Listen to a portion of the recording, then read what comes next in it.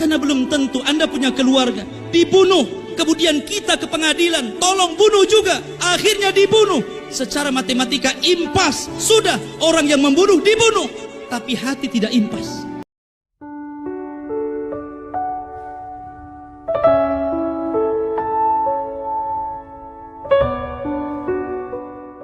Allah Subhanahu wa taala berfirman, "Ya ayyuhalladzina amanu wal tanzur nafsun ma qaddamat lighad." Wahai orang-orang yang beriman, hendaklah diri-diri kalian memperhatikan terhadap apa yang kalian persembahkan untuk kelak menghadap Allah Subhanahu wa taala. Umar bin Khattab radhiyallahu an mengatakan, "Hasibu anfusakum qabla an tuhasabu." Hisablah diri-diri kalian, hitunglah kesalahan kalian sebelum Allah Subhanahu wa taala yang akan menghitungnya. Ma'asyiral muslimin yang dimuliakan Allah Azza wa Jalla, orang yang senantiasa menghisab di dunia terhadap dirinya, maka itu penyebab ringannya hisab di akhirat. Orang yang menyedikitkan, melakukan kezaliman kepada orang lain, itu penyebab Allah akan sedikitkan kisosnya pada hari kiamat. Allah Subhanahu wa taala berfirman, "Innaka mayyitun wa innahum mayyitun thumma innakum yaumal qiyamati inda rabbikum takhtasimun." Engkau akan mati wahai Muhammad, sebagaimana mereka juga akan mati. Kemudian kalian pada hari kiamat di sisi Allah Subhanahu wa taala akan saling menuntut hak. Dari sini Zubair bin Awam ketika turun ayat ini datang kepada Nabi sallallahu alaihi wasallam, kemudian mengatakan, "Ya Rasulullah, ayukarraru alaina ma kana bainana fid dunya min khasatiz dzunub?" Rasul, apakah Allah Subhanahu wa taala akan mengulang peradilannya kembali antara apa yang terjadi di antara kami di dunia ini pada kehususan dosa-dosa kami? Maka Nabi sallallahu alaihi wasallam bersabda, "Na'am, la yuqarraranna 'alaikum hatta yu'adda ila kulli dhi haqqin haqqah." Ya, kata Rasul, sesungguhnya akan diulang kembali kepada kalian pada hari kiamat, sehingga orang-orang yang diambil haknya di dunia dikembalikan haknya oleh Allah di akhirat. Maka Zubair bin Awam mengatakan, "Wallahi innal amra lasyadid." Demi Allah, kalau memang perkaranya seperti itu, ini bukan urusan biasa, ini urusan besar. Ma'asyiral muslimin yang dimuliakan Allah Subhanahu wa taala, sebelum Allah Subhanahu wa taala menimbang kita pada hari kiamat, dan sebelum kita melintasi titian siratal mustaqim, maka manusia akan berkumpul. Kemudian mereka akan berteriak-teriak di hadapan Allah untuk menuntut hak yang sudah diambil orang lain. Mereka meminta kepada Allah untuk diselesaikan, dan Allah pun menyelesaikan. Dan banyak nas-nas Al-Quran dan hadis Nabi sallallahu alaihi wasallam yang menjelaskan tentang itu, sampai kepada binatang. Binatang yang bertanduk, yang suka menanduk binatang yang tidak bertanduk, tidak lepas daripada hisab. Bahkan sampai kepada binatang yang kecil, semut dan yang semacamnya, ketika mereka menyakiti yang lainnya, itu pun tidak lepas daripada qisas pada hari kiamat. Nabi sallallahu alaihi wasallam bersabda, sebuah hadis yang dikeluarkan Imam Muslim dari hadis Abu Hurairah radhiyallahu an, Rasul sallallahu alaihi wasallam bersabda, "La tu'addunna huquqa ila ahliha yaumal qiyamah hatta yuqada li syatil jalha minasyatil qarna wa fi riwayatin hatta dzarrati minadz dzarrah. Kata Nabi sallallahu alaihi wasallam, kembalikan hak-hak manusia di dunia. Kembalikan hak-hak manusia di dunia kepada yang berhak mendapatkan. Karena kelak pada hari kiamat, kambing-kambing yang tidak bertanduk akan meminta qisas kepada kambing-kambing yang bertanduk, sampai pun kepada binatang kecil meminta qisas kepada Allah Subhanahu wa taala. Ma'asyiral muslimin yang dimuliakan Allah Subhanahu wa taala, Nabi sallallahu alaihi wasallam bersabda bahwa awal yang pertama kali dikisos pada hari kiamat adalah urusan darah. Ini sebagaimana hadis yang dikeluarkan oleh Imam Al-Bukhari dan Muslim dari hadis Abdullah bin Mas'ud radhiyallahu anhu, qala Rasulullah sallallahu alaihi wasallam, awal ma yuqda yaumal qiyamati fi amri dima. Yang pertama kali dihisab, yang pertama kali terjadi qisas pada hari kiamat adalah urusan darah, urusan bunuh-membunuh. Walaupun di sana ada hadis yang mengatakan bahwa awal ma yuhasabul abdu yaumal qiyamah salatuhu, yang pertama kali dihisab bagi hamba pada hari kiamat adalah salatnya. Tapi kedua hadis ini tidak bertentangan. Karena apabila kita cerita salat, berarti ini hubungan kita dengan Allah Subhanahu wa taala. Tapi kalau cerita darah, berarti ini hubungan antara kita dengan sesama kita, hamba dengan hamba. Dan ini perkara yang sangat mengerikan. Dalam sebuah hadis dari Abu Hurairah radhiyallahu anhu, ya'ti yaumal qiyamah bil qatil. Pada hari kiamat, orang yang dibunuh akan datang menghadap Allah Subhanahu wa taala. Wa hamala ra'sahu biyadaihi, kemudian dia membawa kepalanya di kedua tangannya. Kemudian dia menyeret orang yang membunuhnya, dan dia mengatakan di hadapan Allah dengan teriakan yang kencang, dia mengatakan, ya Rabb, sal hadza lima qatalani. Ya Rabb, tanya orang ini, kenapa dia sampai membunuh? Bahkan dalam riwayat Abdullah bin Abbas radhiyallahu anhu, tangan kanannya memegang kepalanya sendiri, kemudian tangan kirinya memegang orang yang membunuhnya.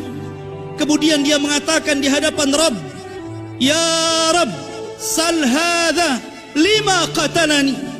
Ya Rabb, tanya orang ini, kenapa dia sampai membunuh? Ma'asyiral muslimin, di zaman sekarang bunuh-membunuh itu perkara mudah. Sampai pun anak bayi yang tidak bersalah diletakkan dalam kardus, kemudian dilempar ke tong sampah, dilempar ke sorokan, dibiarkan begitu saja sampai mati. Mereka tidak paham bahwa Allah Subhanahu wa taala akan mempertanggungjawabkan perbuatan mereka. Wal mau'udatu su'ilat bi ayyi dzambin qutilat. Dan bayi-bayi itu akan menghadap Allah, kemudian akan mengatakan, ya Rabb, tanya ibuku, kenapa dia sampai membunuhku? Atas dosa apa aku dibunuh? Ma'asyiral muslimin yang dimuliakan Allah Subhanahu wa taala, saya tidak pernah membayangkan kalau seandainya ada manusia yang menyembah manusia hanya karena urusan sia-sia, hanya karena urusan politik, hanya karena urusan membela pemimpin satu dengan yang lainnya. Kemudian mereka saling bermusuhan, saling membunuh, saling mentumpahkan darah. Kira-kira kalau dia datang menghadap Allah, berapa musuh yang dia hadapi pada hari kiamat? Ma'asyiral muslimin yang dimuliakan Allah Azza wa Jalla. La ilaha illallah. Kita di dunia disuruh untuk jangan banyak mencari musuh. Terkadang pertikaian ini ada juga dalam masjid, dalam yayasan, dalam partai. Terkadang hak yang diambil bukan hak dia. Tapi orang ini tidak pernah takut kepada qisas dan hisab pada hari kiamat. Ma'asyiral muslimin, apakah ini urusan darah saja? Tidak. Seluruh perkara kezaliman di dunia akan dipertanggungjawabkan. Bukan hanya soal urusan darah. Anda memukul, Anda memecut, Anda menyakiti orang lain, ada kisasnya. Sebuah hadis dari Jabir bin Abdullah radhiyallahu anhu. Ketika Jabir bin Abdullah radhiyallahu anhu mendengar sebuah hadis di Madinah, hadis ini dia sudah dengar, tapi tidak mendengar langsung dari orang yang mendengar langsung dari Nabi SAW. Sementara orang yang mendengarnya ada di Syam, namanya Abdullah ibn Unais radhiyallahu anhu. Terpaksa Jabir berjalan dari Madinah menuju Syam hanya untuk mendengar satu hadis. Dia berjalan 1 bulan. Berjalanlah Jabir bin Abdullah radhiyallahu anhu. Sesampainya di Syam, di rumah Abdullah bin Unais radhiyallahu anhu, kemudian dia mengatakan, "Ya Abdullah, ceritakan kepadaku. Aku takut kalau seandainya engkau mati atau aku yang mati, aku tidak mendengar hadis itu dari kamu tentang hadis qisas pada hari kiamat." Kata Abdullah bin Unais radhiyallahu anhu, "Ya, aku langsung mendengar hal itu dari Nabi sallallahu alaihi wasallam." Kata Nabi sallallahu alaihi wasallam, "Yuhsarun nas yaumal qiyamah khufatan uratan ghurlan buhman." Pada hari kiamat manusia akan dikumpulkan dalam posisi tanpa berpakaian, tanpa beralas kaki, tanpa dikhitan, dan tanpa membawa apapun. Kemudian Allah Subhanahu wa ta'ala akan mendatangi hamba-hambanya dan mengatakan, "Anal malik, ana dayyan." Saya raja kalian dan saya akan selesaikan seluruh hak-hak yang diambil oleh musuh-musuh kalian di dunia. Kemudian Allah mengatakan, "La yambagi li ahli nar an yadkhulan nar wa indahu li ahadin min ahlil jannati haq hatta uqissahu minhu." Tidak layak penduduk neraka untuk masuk ke dalam neraka sementara dia punya hutang kepada penduduk sorga sampai aku kisos keduanya. Wala yambagi li ahlil jannah an yadkhulal jannah wa indahu li ahadin min ahlin nar haqqun hatta uqissahu minhu. Tidak layak bagi penduduk sorga untuk masuk ke dalam sorga sementara dia punya hak bagi penduduk neraka sampai aku kisos kalian. Kemudian sahabat bertanya, "Rasul, pada hari kiamat kami tidak membawa apapun. Apa yang harus kami ambil? Dia pun tidak membawa apapun. Jangan lagi harta. Pakaian saja dia tidak bawa. Karena seluruh manusia pada hari kiamat telanjang, tidak bawa harta, bahkan tidak bawa sandal sekalipun. Lalu bagaimana engkau mengkisos kami? Bagaimana kau mengambil hak kami?" Maka Allah Subhanahu wa ta'ala mengatakan, walaupun urusan menampar lutmah, tetapi bukan berarti kisos seperti dunia. Anda menampar kemudian Anda ditampar, Anda ditampar kemudian Anda menampar. Bukan itu. Tetapi kisosnya adalah bil hasanat was sayyi'at. Tukar barter pahala dan dosa. Ma'asyiral muslimin yang dimuliakan Allah Subhanahu wa ta'ala, bagaimana pula kalau seandainya orang itu tidak bisa menjaga lisannya sehingga dia mudah mencaci maki, mudah menuduh, mudah untuk merendahkan dan menghinakan. Nabi SAW pernah menggambarkan seorang laki-laki kaya dengan pahala, pahala solatnya banyak, pahala puasanya banyak, pahala zakatnya banyak, tetapi pahala-pahala itu tidak memasukkan mereka ke dalam surga. Muskilahnya, kesulitannya, karena dia suka mencaci, suka merendahkan, suka memukul, mengambil hak orang lain. Akhirnya dia jadi bangkrut. Nabi SAW bersabda, "Atadruna mal muflis hadil ummah?" Tahukah kalian siapa yang bangkrut pada umatku ini? Sahabat polos, dia mengatakan orang bangkrut, man la dirham lahu wala mata. Orang bangkrut ya orang yang enggak punya duit, orang yang gulung tikar usahanya, orang yang enggak punya kekayaan. Tapi Nabi SAW mengatakan bukan itu hakikat bangkrut. Hakikat bangkrut adalah man ata yaumal qiyamah bi salatin wa saumin wa hajjin wa qad sabba hadha wa syatama hadha wa daraba hadha wa safaka dama hadha wa akala mala hadha.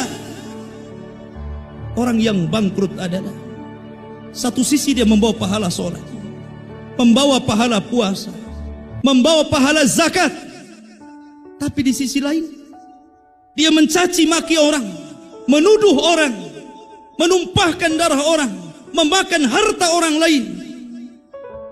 Disinilah terjadi pahala, barter pahala dan dosa.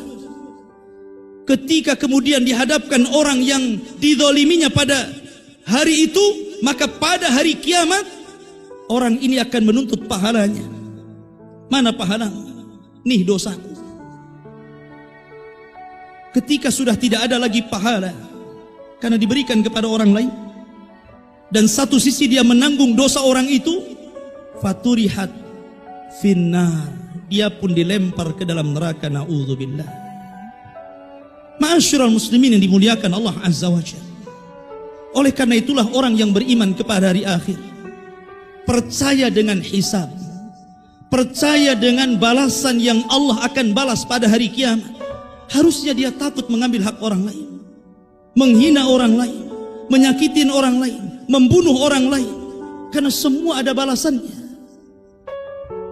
Ma'asyiral muslimin yang dimuliakan Allah Subhanahu wa ta'ala, Nabi SAW bersabda dalam hadis yang sahih, ada seorang laki-laki menyangka dia akan masuk surga karena rahmat Allah Subhanahu wa ta'ala.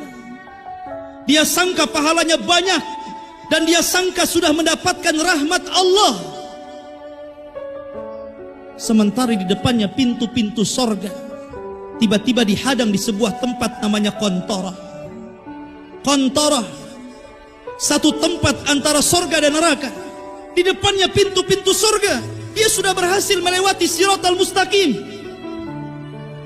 Tiba-tiba dihadang oleh orang-orang yang pernah dia zalimi di dunia.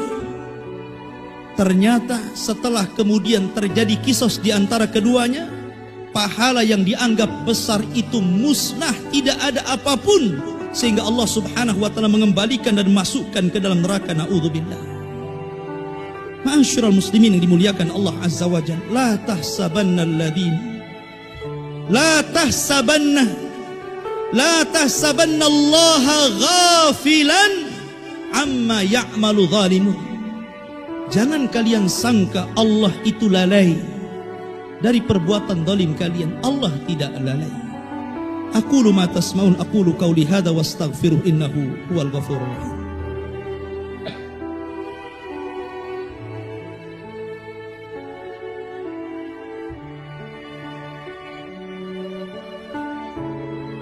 Bihamdillahi wassalatu wassalamu ala rasulillah wa ala alihi wa sahbihi wa mawala. Fala hawla wala quwwata illa billahi wa ba'd. Allah Subhanahu wa ta'ala menyebutkan dua kelompok yang kelak akan diberikan keringanan oleh Allah Azza wa Jalla dan juga akan diberatkan oleh Allah Azza wa Jalla. Allah mengatakan, fa amman utiya kitabahu biyamini fasawfa yuhasabu hisaban yasira. Barang siapa yang pada hari kiamat kemudian dia mengambil catatan buku perbuatan dia di dunia yang dicatat oleh para malaikat dengan tangan kanannya, maka dia akan mendapatkan hisab yang mudah, kisos yang mudah. Tapi kalau dia mengambil dengan tangan kirinya atau mengambil dari belakang punggungnya, wara'a dhahri, maka dua kelompok ini akan celaka. Karena manusia itu cuma tiga. Mukmin ngambil dengan tangan kanan, kafir ngambil dengan tangan kiri, dan munafik mengambil dari belakang. Ma'asyiral muslimin, catatan itu ada dua. Ada catatan global. Seluruh umat punya catatannya. Umat Nuh memiliki catatan. Umat Ibrahim memiliki catatan. Umat Musa memiliki catatan. Umat Isa memiliki catatan. Dan umat Rasul memiliki catatan. Dan catatan terbaik adalah umat Muhammad sallallahu alaihi wasallam. Ketika catatan secara umum itu dibuka di halayak orang ramai, disinilah tersingkap aib manusia. Disinilah tersingkap aib manusia. Walaupun di dunia Anda bermaksiat, orang tidak tahu. Tapi kelak manusia akan tahu pada hari kiamat. Walaupun di dunia Anda sangka Anda memaksiat, tidak tahu siapapun bersembunyi di lubang semut sekalipun, tetap Allah singkap pada catatan yang besar. Disitulah dia akan merasa malu, dipermalukan Allah subhanahu wa ta'ala. Ma'asyiral muslimin, ada amalan sirriyah, ada dosa jahr, ada dosa sirriyah. Ada amalan yang tidak tahu antara dia kecuali dia dengan Allah azza wa jalla. Dan ini amalan yang paling baik yang diserahkan kepada Allah subhanahu wa ta'ala. Tapi ada dosa yang tidak terang-terangan. Justru dosa itu yang membahayakan dia pada hari kiamat. Ada seorang hamba membawa pahala sebesar gunung Tihamah, dihancurkan gara-gara maksiat yang tidak diketahui manusia. Diam-diam dia dendam sama orang, dengki sama orang, hasad sama orang, ingin menghancurkan orang. La ilaha illallah. Semua akan disingkap. La yakhfa minkum khafiyah. Pada hari itu Allah tidak menutupi sedikit pun, semua akan disingkap dari hati-hati kalian. Kemudian catatan yang kedua, catatan khusus. Itulah catatan yang dibaca oleh masing-masing manusia. Kalau itu catatan yang baik, setiap dia baca catatannya, mukanya semakin bersinar. Dibaca lagi semakin bersinar, dibaca lagi makin bersinar, sampai mukanya kal qamari lailata badri tamami. Sampai mukanya bersinar seperti bulan purnama. Dan itulah muka-muka penduduk sorga. Kemudian badannya mengembang, membesar, sampai tingginya seperti Adam dan lebarnya seperti Adam. 60 hasta dan 7 hasta, 30 meter kali 3 meter setengah. Itulah badannya. Setiap kali membaca membesar, sampai akhirnya seperti Adam. Kemudian wajahnya bercahaya. Dari situlah dia menyeberang siratal mustaqim.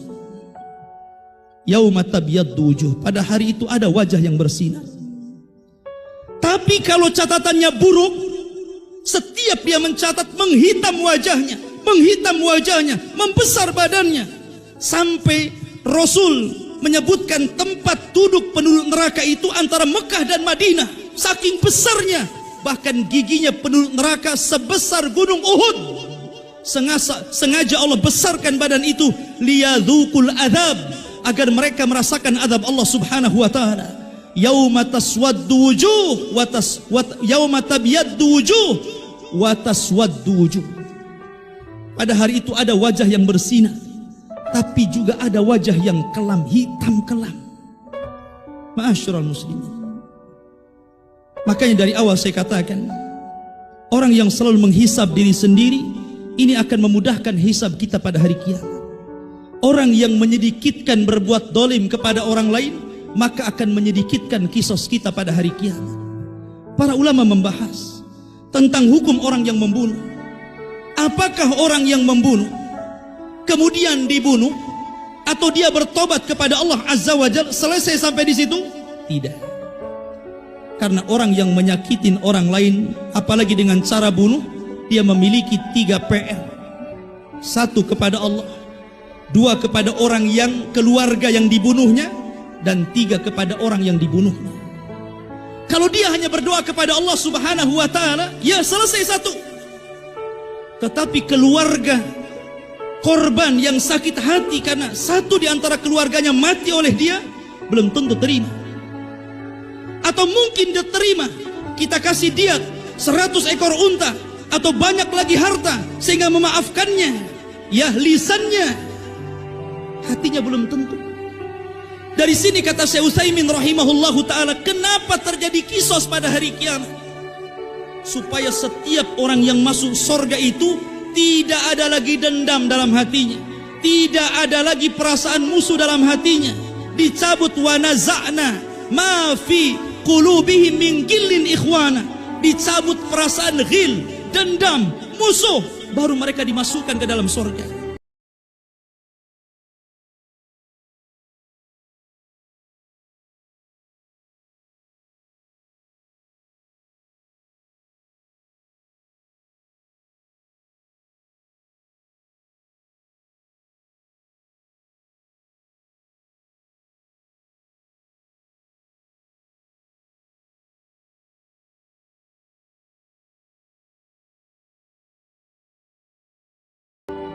Lah karena hati ini tidak bisa dibohongi kecuali Allah Azza wa Jal, terjadi kisos 2 kali pada hari kiamat. Sampai betul-betul dihilangkan perasaan itu semua, baru dimasukkan ke dalam sorga. Itu hikmah kisos pada hari kiamat. Kita berdoa kepada Allah Subhanahu wa ta'ala, semoga kita tidak menjadi orang-orang yang suka berbuat zalim.